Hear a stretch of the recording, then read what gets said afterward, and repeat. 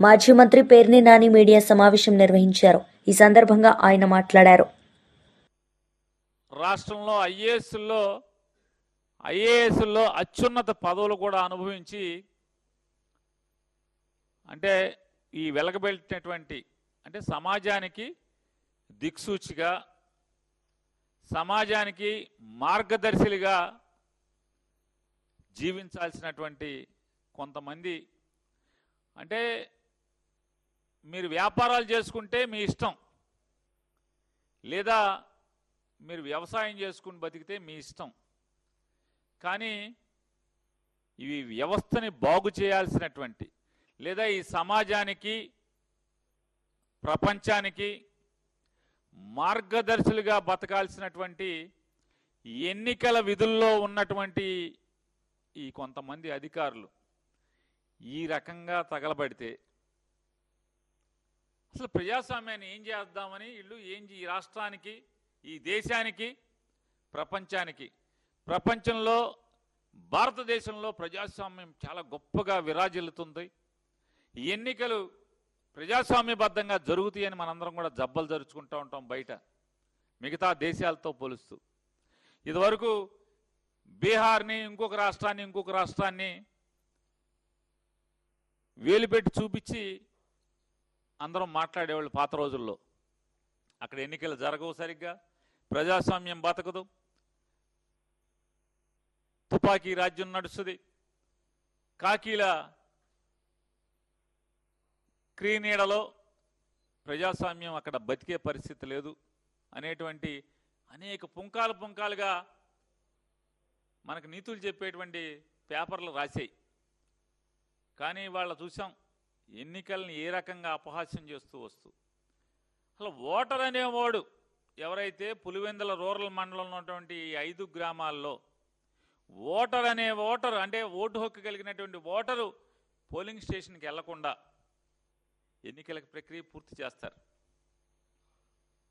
అసలు డ్రామా ఎంత అంటే స్క్రిప్ట్ అదొక సినిమా డైరెక్టర్ గారు రాస్తే ఎలా అయితే షూటింగు, సీక్వెల్స్, ఎడిటింగ్లు ఎలా చేస్తారో జాగ్రత్తగా అదే రకంగా మళ్ళీ 2 చిన్న గ్రామాలను తీసుకుని రీఎలక్షన్ అంటే మళ్ళీ ఎన్నిక జరుపుతామని చెప్తారు.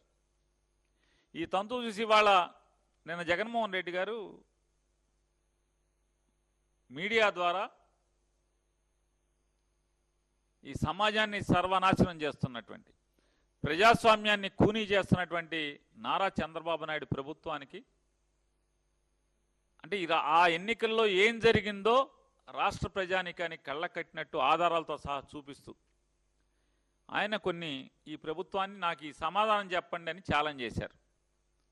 ఆ ఛాలెంజ్లేటికి సమాధానం చెప్పకుండా దాంట్లో ఆయన చెప్పారు, జగన్మోహన్ రెడ్డి గారు, ఎస్ మేము న్యాయస్థానాన్ని ఆశ్రయిస్తున్నాం ఈ ఎన్నికల మీద, మరీ ప్రత్యేకించి పులివెందుల జెడ్పీటీసీ అలాగే ఒంటిమిట్ట జెడ్పీటీసీ ఈ 2 ఎన్నికల మీద మేము న్యాయస్థానాన్ని న్యాయం కోసం అర్థించడానికి వెళ్తున్నాం, కోర్టు మెట్లెక్కబోతున్నాం అని చెప్పి ఆయన నిన్న చెప్పారు.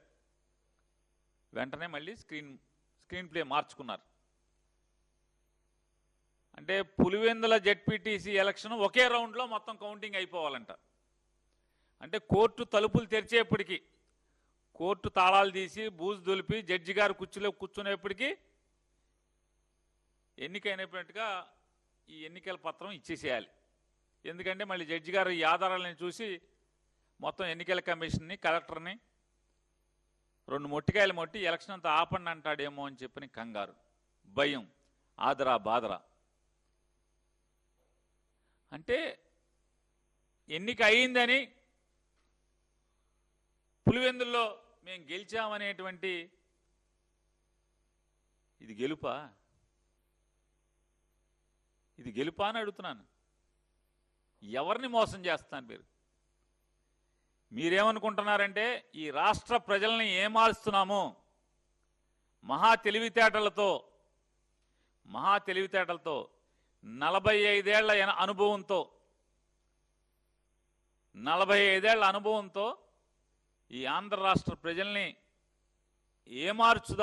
ఏమారుస్తున్నామనేటువంటి పగటి కళలతోనే మీరు ఇవాళ ఈ పులివెందుల ఎన్నికల్ని ఏ రకంగా జరిపారో, కానీ ప్రజల అమాయకులా?